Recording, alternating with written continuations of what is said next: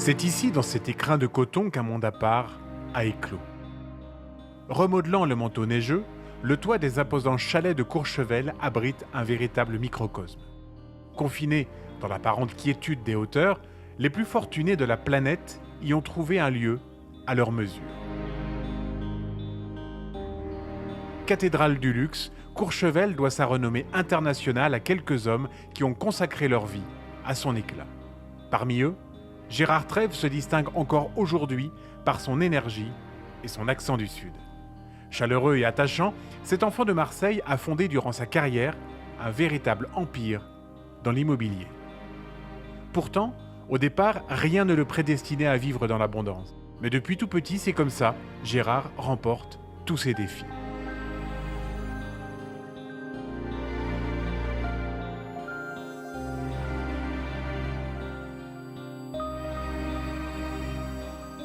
Issu d'une famille modeste et handicapé par une poliomyélite dès l'âge de 7 ans, Gérard apprend très vite à se battre pour obtenir ce qu'il désire. Et dans tout ce qu'il entreprend, il veut être le meilleur. Sacré champion du monde de parachutisme à 20 ans, il met immédiatement à profit son esprit de compétiteur lorsqu'il entre dans le monde du travail. S'ensuit une carrière professionnelle et une réussite admirable qui contribuent au prestige de Courchevel.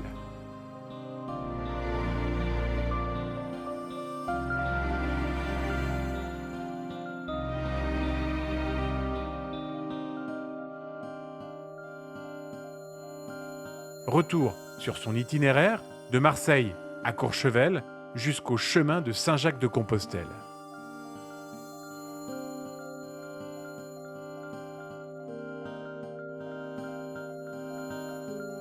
Alors là, nous sommes dans le cœur de la station. C'est là où j'ai le plaisir de démarrer ma carrière professionnelle avec mon fils Gauthier. C'est en faisant cet ensemble, là, les Grandes Alpes qui sont ici. Voilà, là, les Grandes Alpes. Nous avons fait cet espace diamant avec 24 boutiques de luxe et au-dessus un bel hôtel avec 8 appartements et 54 chambres. On a mis des agences un peu de partout. On en a eu une sur 1600, une sur 1500, une sur le Prat, une sur Bozelle, puis celle de 1800 qui était le leader. Et puis après, on a dit, comme on a un peu des clientèles similaires entre Méribel et Courchevel, on a attaqué Méribel où on a mis 2 agences immobilières, on a pu travailler. Enfin, on est arrivé à avoir 10 agences immobilières.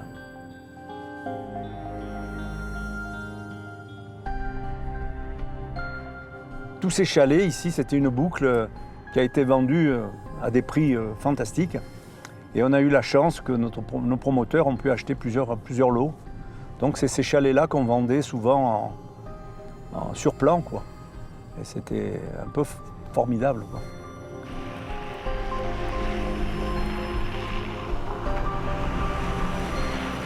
Nous étions en pleine effervescence dans ces années où tout a été multiplié comme ça.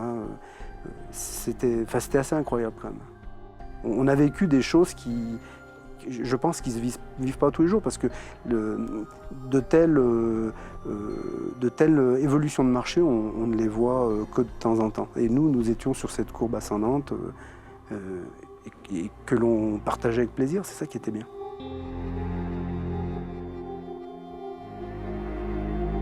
Parce qu'il y a 10 chalets là. C'est un hôtel fait en 10 chalets. L'équipe, on est devenus amis tout de suite. Il y a eu des vrais liens de cœur, de la complicité avant tout. Et dans cet univers, c'est hors du commun. Et la réussite que nous avons eue, elle a été hors du commun, sans doute grâce à ça.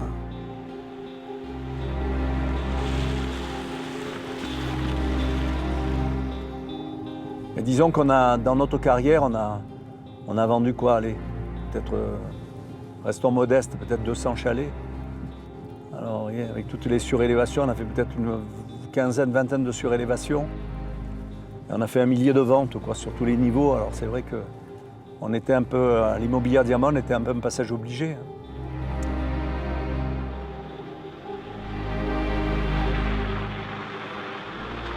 Je crois que le mot qui qualifie Gérard, c'est la passion. Passion pour tout ce qu'il entreprend. Il ne sait pas faire à mi-teinte, hein. C'est complètement à l'emporte-pièce. Et puis c'est un homme qui a envie de se donner. C'était un homme d'affaires passionné et il s'est dit mais qu'est-ce que je fais de ma vie? Je fais de l'argent. Bon, je fais extérieur, je brille, parce qu'il était brillant, bien entendu, mais c'est pas ça la vraie vie. Pourquoi je fais cette vie? Pourquoi je suis sur Terre? Et donc je vais chercher autre chose. Et sur le chemin, il a trouvé cette autre chose. Se sacrifier pour les autres, donner pour les autres.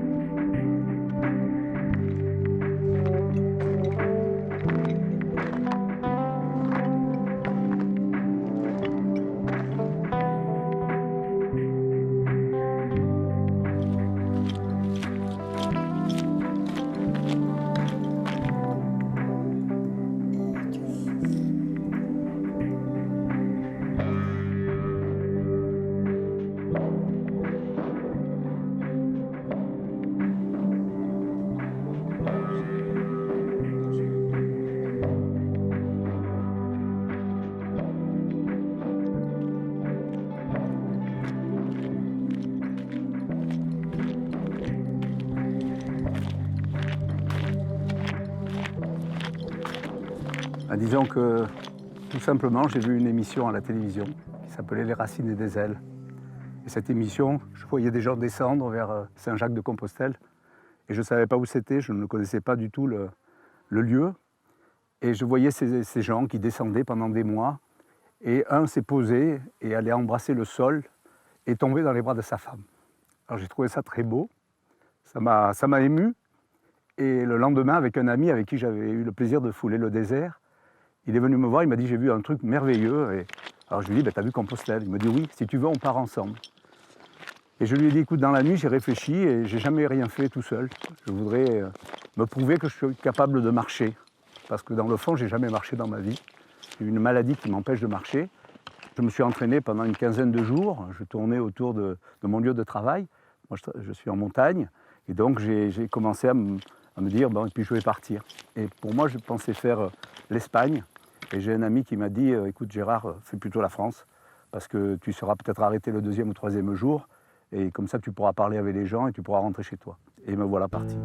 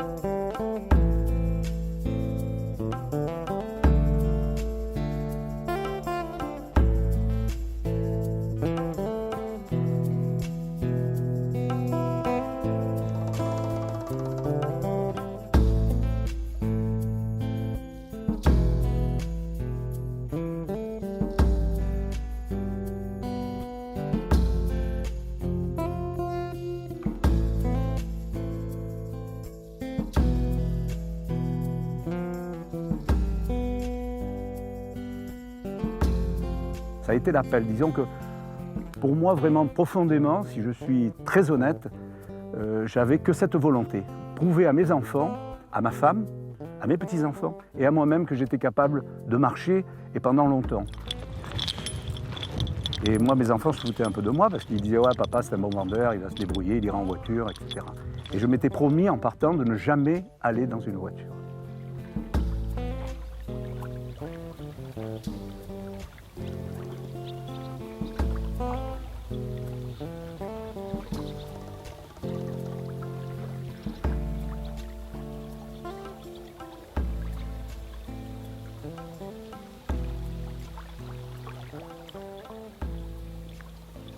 Je pensais jamais que papa se mettrait à marcher. Il a, je crois, presque plusieurs centimètres, 6 centimètres d'écart entre une jambe et l'autre. Il a une talonnette dans sa chaussure. Il n'est absolument pas prédestiné à la marche.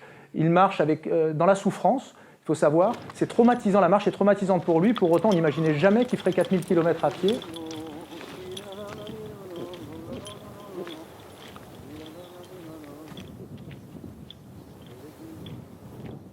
Je ne savais pas comment je découvrirais le chemin, quoi. Et puis le chemin, je l'ai pris jour après jour et j'ai découvert. Et dès le départ, tu vois, en descendant sur le chemin, le deuxième jour, je me suis mis à pleurer. C'était la décompression de tout ce que j'avais reçu, quoi. La charge de professionnel, la charge familiale. Et là, j'étais libre. Je pouvais partir, je pouvais crier, je pouvais dire « je suis libre, quoi. Je suis dans la nature et je vais faire ce que je veux ».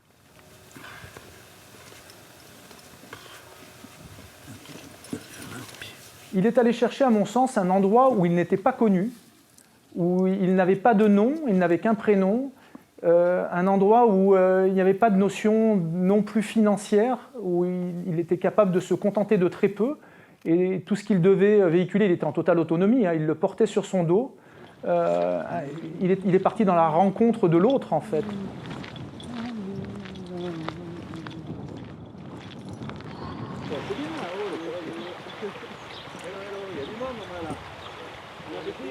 Il y a un jour quelqu'un qui m'a dit vous marchez comme un escargot. Et puis il y avait 3 pèlerines qui étaient vraiment mignonnes. Elle a dit non, il ne marche pas comme un escargot, il marche comme une tortue. Alors j'ai dit alors le choix, c'est tortue ou escargot? Puis en avançant, on m'a appelé la tortue. Voilà. Alors ça a été le surnom, la tortue. Alors voilà, je marche effectivement 1,7 km à l'heure. Alors je ne vais pas vite, hein. Un bon marcheur, il fait charger, il fait du 4 à l'heure. Tu vois, donc voilà.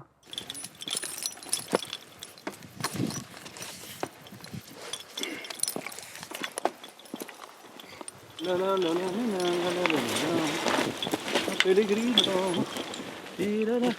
tu pars comme ça, tu vois, il faut faire attention de ne pas dire je suis sûr que j'irai à Compostelle, quoi. Il faut dire je vais essayer d'aller à Compostelle. Par contre, au fond de soi, il faut être sûr qu'on veut y aller. Si tu veux découvrir, quoi, tu te dis mais qu'est-ce qu'il y a après? Comment ça va être, quoi? Comment je vais réagir? Comment je vais être? Du fait de ses problèmes de jambes, Gérard s'arrête très fréquemment. Sa progression est lente et il lui faut près de 4 mois pour rejoindre la cathédrale de Saint-Jacques de Compostelle. Mais qu'importe, il ne s'est jamais senti aussi bien. Son mode de vie rudimentaire et la simplicité des échanges qu'il mène avec les autres marcheurs le bouleversent. Alors quand, enfin, il rejoint ses enfants et sa femme Nicole, il a l'impression d'être un nouvel homme, mais pas pour très longtemps.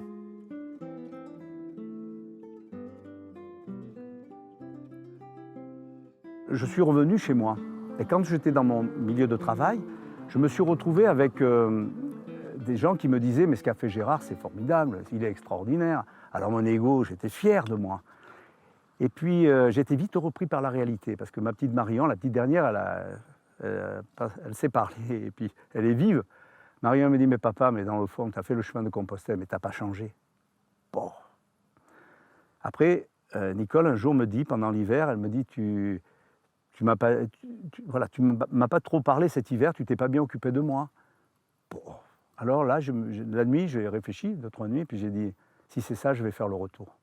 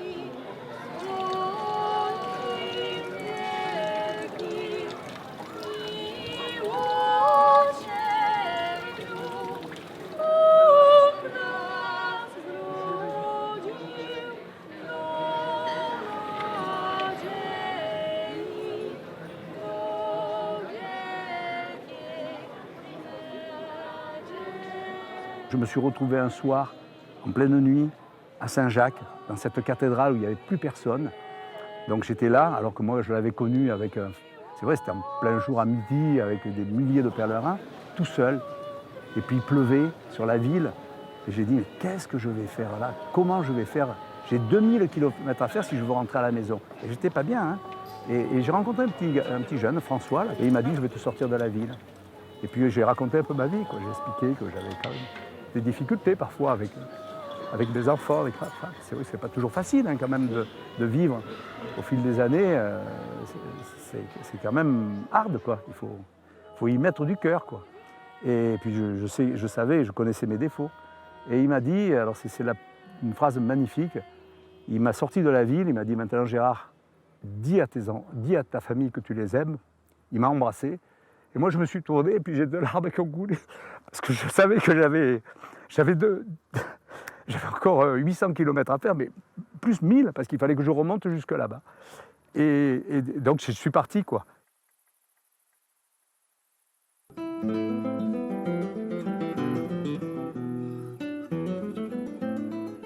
Chaque année, ce sont des centaines de milliers de pèlerins qui achèvent leur marche à Saint-Jacques-de-Compostelle.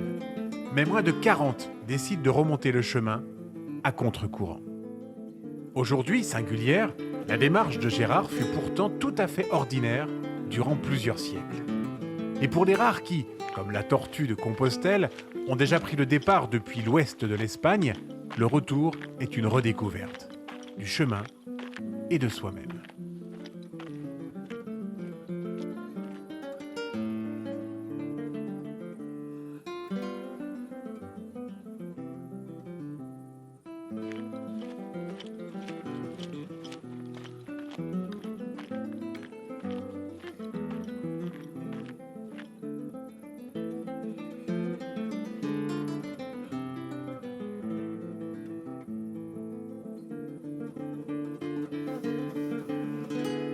Généralement, on faisait le retour auparavant, parce qu'on allait chercher sa coquille à Santiago. Et Voilà. Jusqu'au Finistère. Et on allait la chercher là-bas. À l'heure actuelle, on dit voilà, bon, je l'ai fait à l'aller, bon, c'est fini.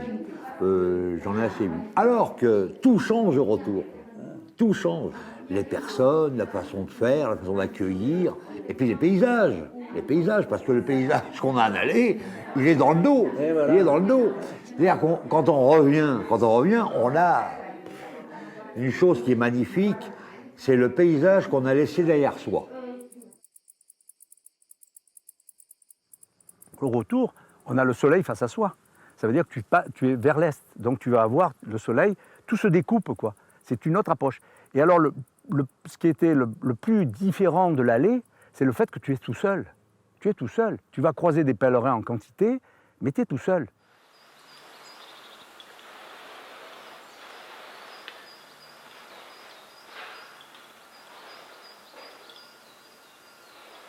Quand il a fait le chemin en sens inverse, c'était aussi une démarche importante vis-à-vis de lui-même. Gérard, c'est aussi un homme de défi. Il ne faut pas oublier que toute sa vie, il a eu une activité sportive importante et il s'est donné à fond dans ce qu'il faisait. Et là, je pense qu'il s'est donné dans le chemin à fond. Et puis il s'est peut-être aussi retrouvé en grande partie à travers cet aller-retour entre la Savoie et Compostelle. Et puis Gérard, il a le don de parler avec les gens et de se faire connaître rapidement. Et puis sur le chemin, c'est vrai qu'on se tutoie très vite, on s'appelle par son prénom et ça c'est une habitude qu'on prend. Mais là, contrairement aux autres expériences précédentes où on va dans le même sens et où finalement on marche à côté les uns des autres, là on les voit venir en sens inverse et la surprise est grande de leur part parce quand on fait le chemin, on rencontre peu de gens qui rentrent en sens inverse. Et c'est vrai que chaque fois que j'ai eu l'occasion, moi, sur le chemin, de rencontrer des gens qui venaient dans l'autre sens, je me suis arrêté, j'ai parlé avec eux. Pas de monnaie, tu vois, j'avais un billet de 50 € déjà. Oui, il faut toujours avoir de la monnaie. Hola! Hola, Pellegrino! Pèlerina. Bon chemin! Bon chemin! Oui. Ça va, nous. Et tu Vous t'appelles allez pas, où? Et moi je rentre. tu t'appelles pas la tortue? La tortue de Compostelle, la voilà. C'est vrai? Oui, comment ça va? Bernard Perrault d'Annecy. Ça alors, on s'est vu à Annecy, non? Oh oui. Bernard Perrault. Et toi, Bernard Non, Jean-Louis, moi. Moi, j'ai trouvé ce pèlerin-là. Bernard et Jean-Louis, disons, d'Annecy. Et toi, tu es d'où? Clermont-Ferrand. Il aura un grand glaïeul, il a dans... Le retour, c'est la reconstruction de soi, c'est le changement de tes attitudes. Il faut essayer de devenir un peu plus ouvert aux autres, un peu plus tolérant, un peu plus généreux, un peu plus humble, un peu plus compatissant. Voilà. Et d'être vraiment, changer son attitude, essayer de devenir quelqu'un de différent. Il faut boire. Il faut boire, pas être trop chargé et faire pas des étapes trop longues. Et là, tu vas tranquillement à Burgos. Mais le chemin a changé ma vie.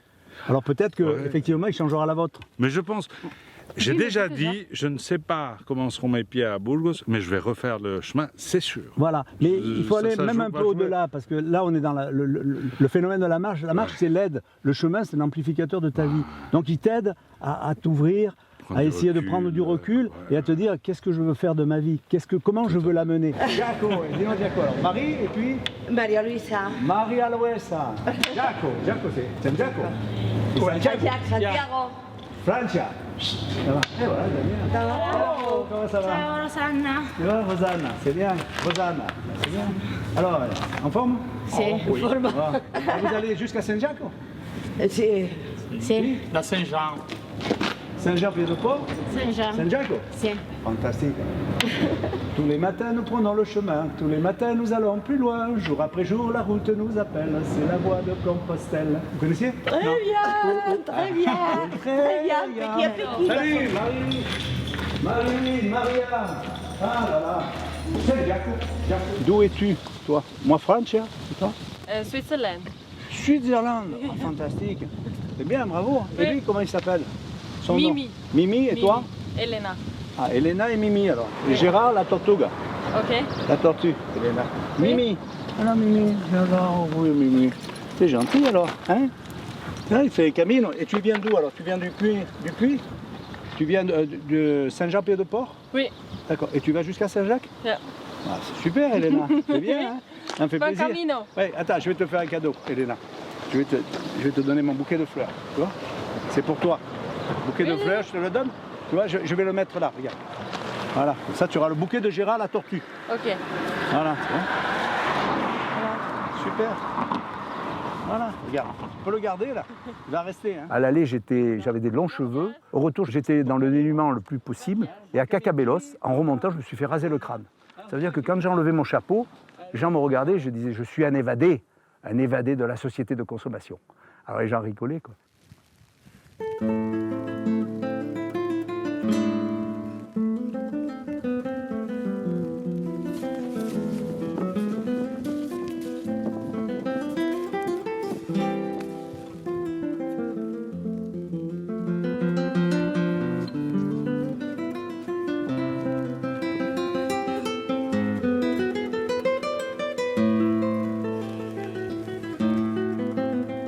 À défaut de pouvoir progresser avec des marcheurs comme il pouvait le faire à l'aller, Gérard se rattache à des lieux, des étapes qui ont marqué sa première expérience sur le chemin. Parmi les plus marquantes, la montée de Roncevaux qui l'a mené jusqu'à la Vierge d'Orisson. Oh, ça va. Il va faire beau.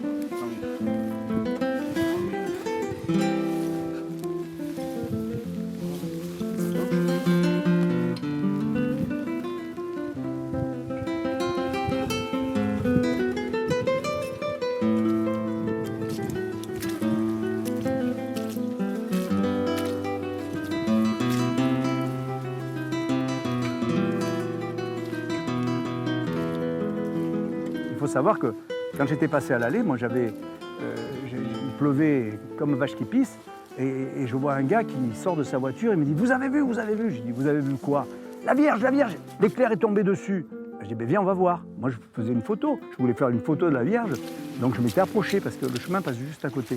Et on est parti à la Vierge, et là, le tonnerre était arrivé par la couronne, avait cassé la couronne, passé à travers la Vierge et cassé le socle. Donc, cette Vierge m'avait marqué. Alors, au retour, c'est vrai que je me disais, le jour où tu arriveras devant la Vierge d'Orisson, là, vraiment, tu seras tu auras fait la moitié de ton chemin. Et quand j'y suis arrivé péniblement, parce que la montée de Roncevaux était très difficile, il faisait très mauvais temps, et je suis arrivé à cette Vierge, donc sur le retour, eh bien les bergers l'avaient en procession, l'avaient ramenée, l'avaient réparée. La couronne était parfaite, le socle aussi, il y avait plein d'ex-voto autour, et j'ai été très touché, il n'y avait personne, j'étais seul, et c'est pour ça que cette année, eh bien, c'est vrai que ce recueillement que j'avais auprès de cette Vierge m'a rappelé tout cela.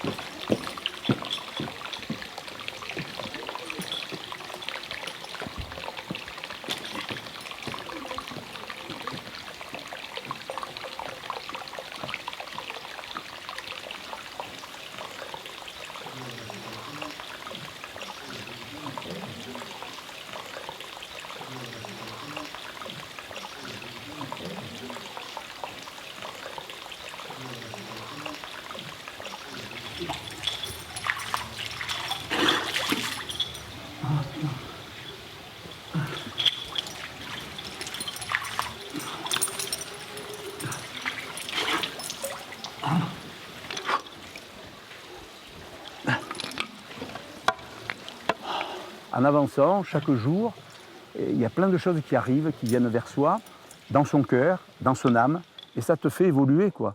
Et moi, j'étais vraiment... jamais j'aurais pensé avoir été autant touché par la force spirituelle du chemin.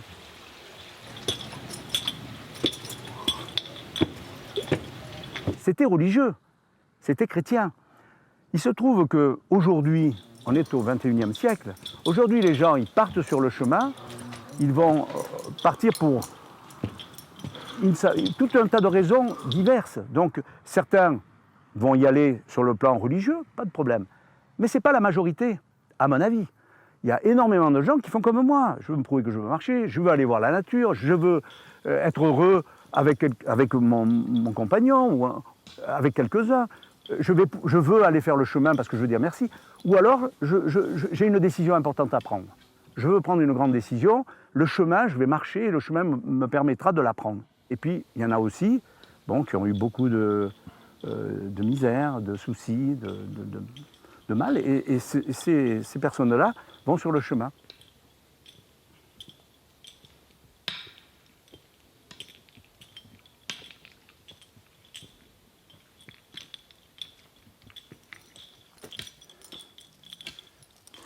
Maintenant, dans le mot pèlerinage, à l'heure actuelle, on intègre toutes sortes d'activités. Chacun en fait ce qu'il veut. Le chemin n'appartient à personne, il appartient à tous. Hein, ce n'est plus du tout la même chose. La ferveur existe toujours, mais disons que la façon de faire n'est plus la même. D'accord. C'est que le matin, quand on se lève, on est encore en excédent. C'est-à-dire qu'on est à 2,5 grammes, 3 grammes. Moi, je me fais souvent la nuit. Parce que je dirais souvent la nuit, je vais faire pipi régulièrement, mais je suis tout le temps gênée de me lever.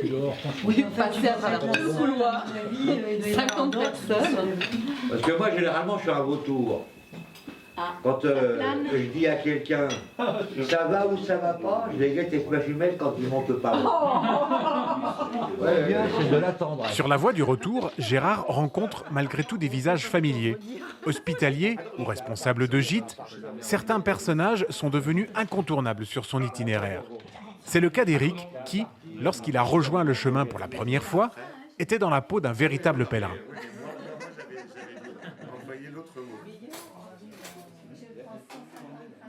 Personnellement, je suis chrétien, j'en suis pas fier, mais j'en suis heureux.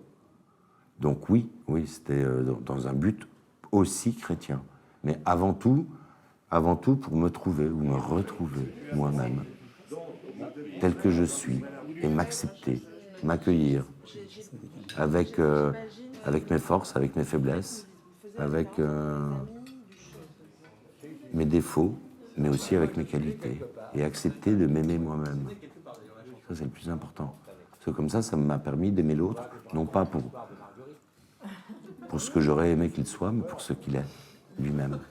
Et ça, c'est le top du top. Parce que là, derrière, tu arrives à vivre, à lâcher prise. Et là, tu découvres la nature, tu découvres tout. C'est un vrai bonheur.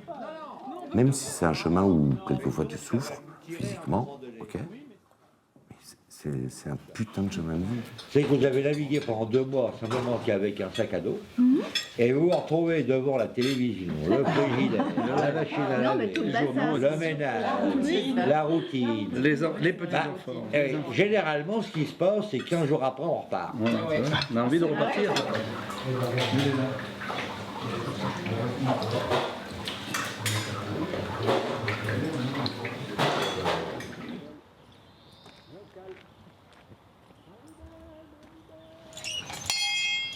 Parmi ceux qui ont marqué le chemin de Gérard, Marie-Belle tient également une place à part.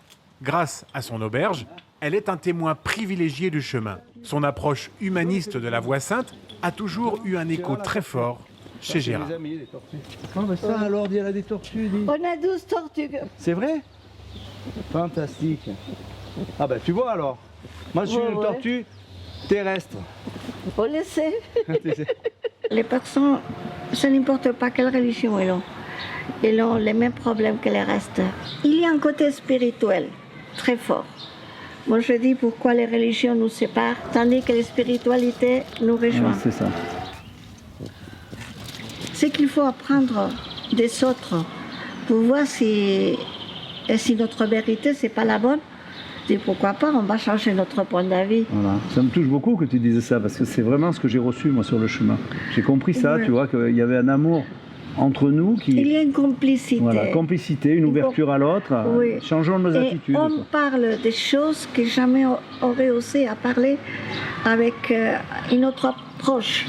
C'est vrai. Parce qu'on a la liberté de raconter les histoires avec une émotion que si on la montre, cette émotion, devant les gens connus, on dit « Oh là là, que vous êtes faible ». Moi, les gens me racontent des histoires de sa vie.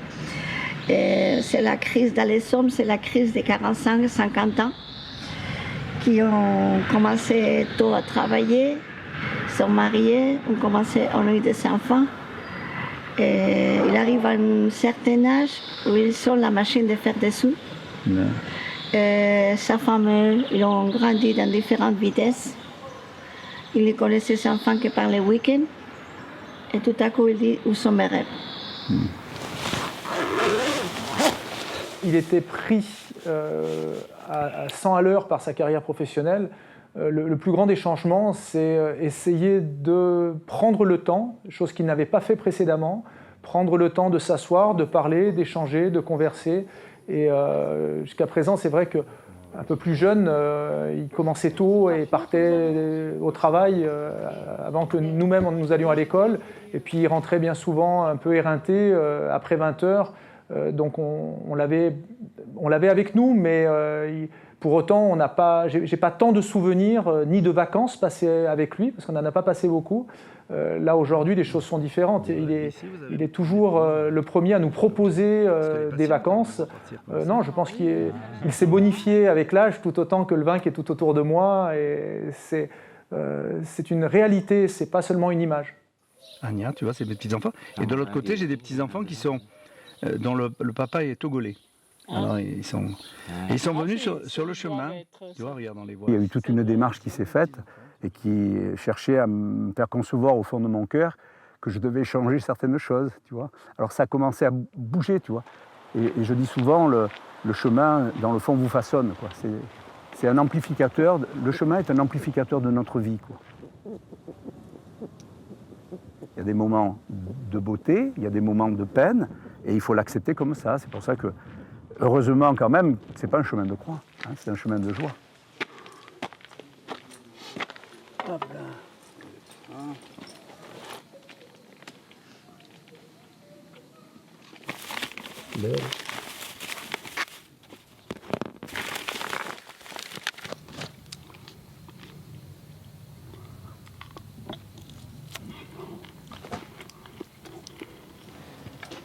C'est ça en fait qui est beau dans ce chemin, c'est que la démarche, quelle qu'elle soit un défi physique, sportif, une curiosité, du tourisme, une démarche spirituelle, il y en a aussi qui démarrent en faisant une démarche spirituelle. Au bout d'un moment, les pèlerins plus ils vont avancer et plus ils vont se confondre les uns les autres, ils vont être tous semblables, ils mènent la même vie. C'est une vie qui est un peu dans une bulle, c'est une vie qui est simple.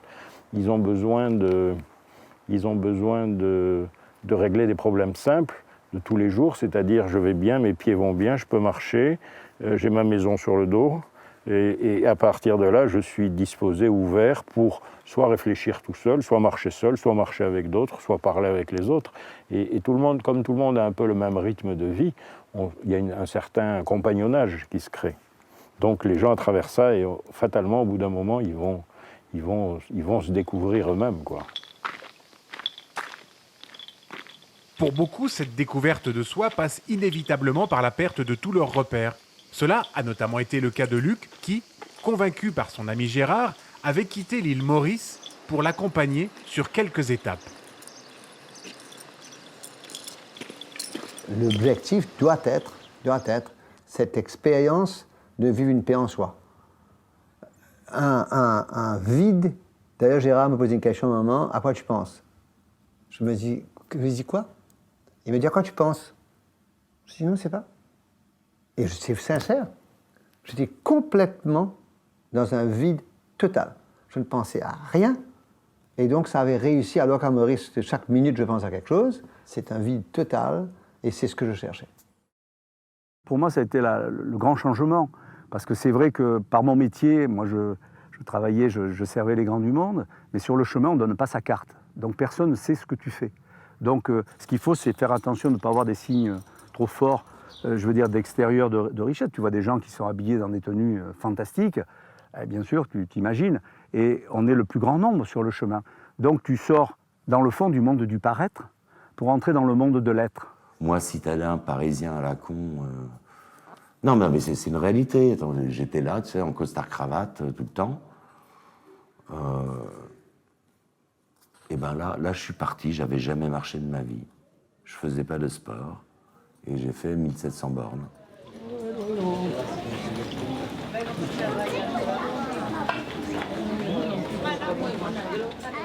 On devient soi, au lieu de vouloir plaire aux autres. Tu commences à t'accueillir, ça c'est le premier point, pour mieux pouvoir accueillir les autres. Deuxième point. Et puis, je ne sais pas si on récupère des choses qu'on a ratées, mais en tout cas, voilà, tu vis une nouvelle vie. À la fin du chemin, ça ne fait que commencer. La preuve, c'est que voilà, j'ai tout quitté à Paris pour venir ici. C'est le truc le plus important. Mais c'est une vie formidable. Moi, je ne regrette pas une seule seconde. Je gagne beaucoup moins d'argent qu'à Paris. Vraiment, vraiment, vraiment, vraiment beaucoup moins. Pour l'instant, je suis endetté pour au moins 10 ans, minimum. Mais qu'est-ce que j'en ai à foutre? C'est pas l'important. L'important, c'est que je vis. Enfin. C'est une vraie vie. Voilà. Ça fait plaisir, hein, que tu es... Si Eric, pour consacrer sa vie au chemin, choisit de tenir un gîte, le changement chez Gérard prend une forme plus atypique. Après avoir vécu dans le luxe et servi les plus fortunés de ce monde, il décide de s'occuper des pieds du premier venu. Beaucoup de pèlerins s'arrêtent pour des problèmes de santé, parce qu'ils ont des ampoules, ils ont des tendinites, ils ont plein de trucs, des insolations. Et j'ai pensé qu'on aurait peut-être besoin de moi sur le chemin pour soigner les pieds des pèlerins, plutôt que d'être dans un gîte. Alors j'ai créé ce petit poste d'hospitalier itinérant, puis j'ai vu faire tous les hospitaliers espagnols, et eux, ils ont des techniques très pointues. Bon, ils percent les ampoules, tu vois, ils font... Parce qu'il faut faire très attention, souvent les gens se mettent des fausses peaux, et ça c'est embêtant, parce que si jamais il y a une blessure derrière, ça s'envenime et ça pourrit.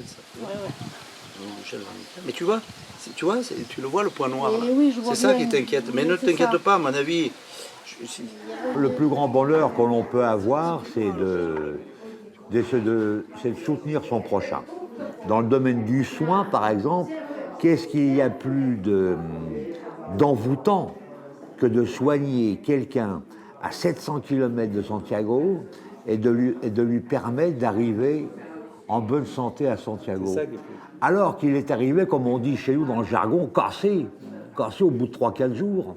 Et puis lui permettre d'arriver tranquillement à Santiago. Hop là. Alors, attends, bouge pas, je vais mettre ça à toi. Hop là. Comme ça, là. Tu vas voir. Alors, il faudrait que tu enlèves tes chaussures, si tu veux. Pour enlever les chaussures, moi, je vais sortir mon matériel de guerre. Voilà, tu vois. Normalement, je les laisse à l'air. Ces personnes-là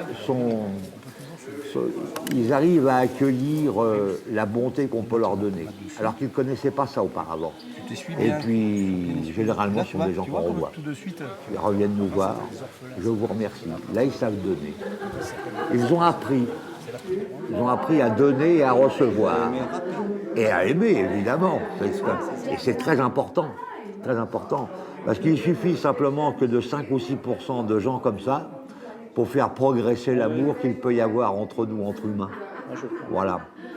Je crois que c'est bien d'arriver à faire prendre conscience aux gens que ce chemin, il est quand même particulier.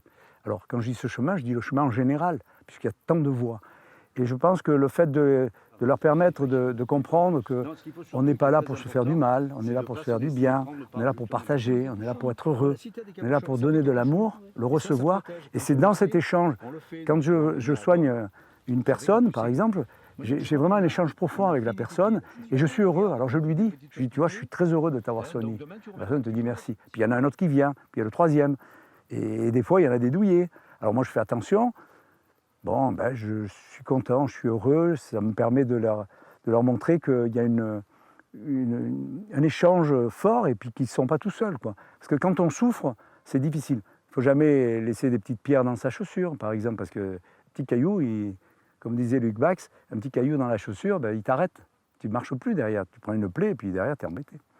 L'un de mes amis me faisait remarquer que j'avais écrit dernièrement là, qu'on était toujours la providence de l'autre. Ben, c'est vrai que sur le chemin, quand j'arrive, quand je me pose, quand je soigne les pieds d'un pèlerin, quand je parle avec lui, je deviens sa providence. Mais lui, il est la mienne.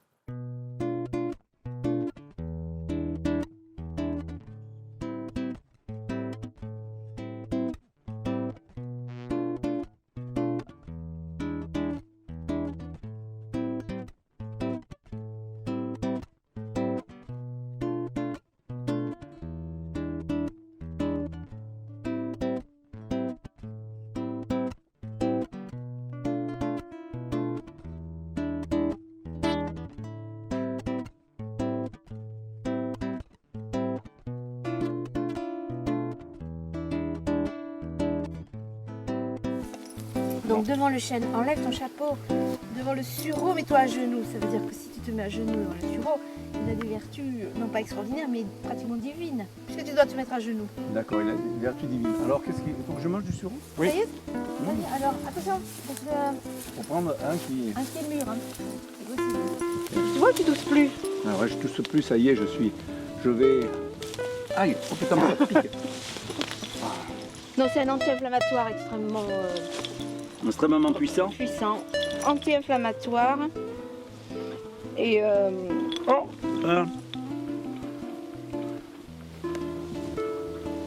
Anti-inflammatoire. Hydrate tous les tissus internes. Et ça va m'enlever, après j'aurai encore de la puissance. Tu auras beaucoup de puissance. Tu vas avoir Non, parce que je dois aller loin, moi. La Faut bouche. que je rentre jusque chez moi. Ça va pas m'enlever les forces. Aucune plante n'enlève les forces. Est-ce qu'il faut en manger beaucoup? Oh mais là c'est bon parce que tu vas aller aux toilettes toute la journée. Seigneur. Tiens, je vais mettre mon chapeau. Qu'est-ce qu'il faut pas entendre? Non, mais c'est Et pas puis vrai. en plus tu vas avoir la goule toute noire. La quoi? La goule. C'est quoi la goule? Ah, on dit. On est en normand. La bouche. Non, mais ça. T'en manges plus, hein, c'est bon. Hein. Non, mais ça va, elle m'a fait manger. Parce qu'il est un peu vert. Chère Florence, je vais vous laisser parce que je dois aller loin. C'est vrai? Je dois m'en aller. Au revoir. Enchanté d'avoir. Tous les matins, nous prenons le chemin. Tous les matins, nous allons plus loin. Jour après jour, la route nous appelle.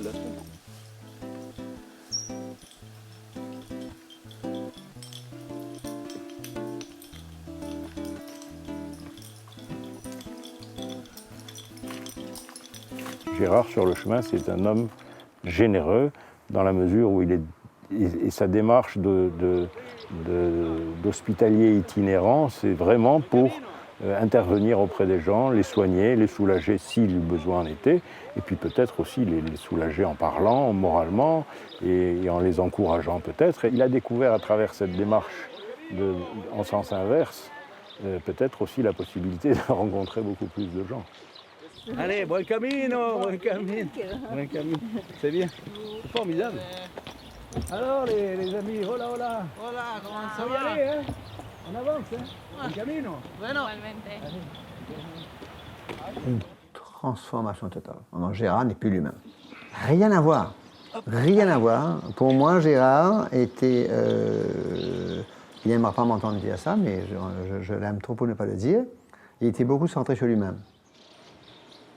Et petit à petit, qui s'est lancé dedans, le changement était absolument visible, extraordinaire. Et je trouve que ça va encore plus dans ce sens, de plus en plus. Oui. Venant de Le Puy. D'accord. J'avais une phrase qui était très forte, une phrase de Raoul Follereau que j'ai offert à tout le monde, qui disait aimer sans agir, cela ne signifie rien. Moi, j'avais compris que c'était pas dans les mots qu'on peut dire aux gens, dire je t'aime, ça ne veut pas dire grand-chose. Par contre, faire une preuve d'amour, faire un geste d'amour, ça c'est fort. Je vais te donner un petit cœur d'amour du chemin, tu vois, c'est des petites pierres que je sélectionne et que j'offre. Alors il est pour toi. Voilà, comme ça, il sera pour tous les deux. C'est votre pierre, vous la garderez. La pierre de Gérard la Tortue de Compostelle. J'ai rien à vous Mais tu m'as offert ton beau sourire et ça m'a beaucoup touché. Et quand je donnais mes petits cailloux, je disais toujours, mon bouquet de fleurs, je disais, essaie de donner tu vois, c'est une pierre en forme de cœur, je te l'offre, garde-la, elle est à toi, mais essaie de donner un geste d'amour tous les jours. Alors ces petites pierres, je les cherchais. C'est une jeune femme qui un jour, on s'était un peu disputé parce qu'elle disait des bêtises. Alors je lui avais dit quand même, moi ça faisait 2 mois que j'étais sur le chemin. Je lui ai dit, il vaut mieux quand même pas dire ça. Et puis après je lui ai dit, je t'offrirai demain matin le petit déjeuner parce qu'on s'est un peu disputé. Alors ça me ferait plaisir qu'on ne se reverra plus. Alors elle est venue avec moi 5h30. Et dans le petit bar où nous étions, elle a sorti d'une boîte une petite pierre en forme de cœur. C'était sur un lit de mousse. Elle m'a dit, Gérard, je te donne cette pierre, c'est un cœur d'amour. Et tu verras, tu vas en trouver. Et sache que le fait de chercher au sol, ça donne le sol, et tu l'as vu qui descend, ça donne de l'humilité. Et moi, ça me plaisait beaucoup cela. Et j'ai commencé à avoir 1, 2, 3, 10. Puis comme je suis un excessif, j'en avais 2 kilos, 3 kilos. Je dis, mais qu'est-ce que je vais faire avec ça? Et puis j'ai eu l'idée de les envoyer chez moi. Et ma femme a vu arriver 1 carton, 2 cartons, 3 cartons, et j'ai envoyé 80 kilos de pierres. Ces petits cœurs d'amour, je les ai donnés, j'en ai donné beaucoup, j'ai donné mes petits bouquets de fleurs, et ça prête à la confidence. Je faisais des étapes de Gérard, ça fait 3 ans que je le connais, 3-4 ans. Chaque fois que le temps passe, il s'en va, il revient, mais il revient souvent à Rocamadour. Je découvre un homme excessivement bon pour les autres, très, très sincère dans sa spiritualité, pas dans sa religiosité, mais dans sa spiritualité. Il est très ouvert aux autres et il est prêt à aimer les autres parce que c'est comme ça maintenant chez lui, quoi. C'est spontané. Et il est devenu ça. Je ne pense pas qu'il l'était avant quand il était dans une vie professionnelle active.